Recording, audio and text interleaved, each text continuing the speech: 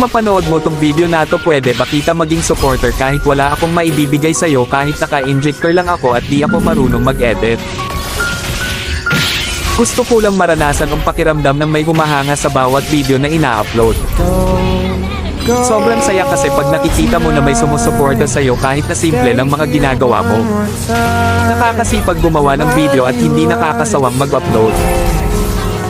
Sa panahon kasi ngayon, pag wala kang maibibigay ay malabo ka pansinin ng iba. Sa halip puro masasakit na salita pa ang mababasa mo, nakakalungkot man isipin pero yon ang totoo.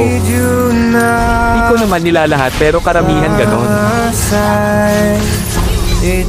Ang hirap kasi pag walang talent, pag di ka gwapo, maganda o sikat na kilalang tao.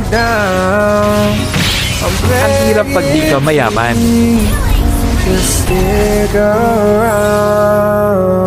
Okay lang sa akin basta lagi lang akong gagawa ng video kahit wala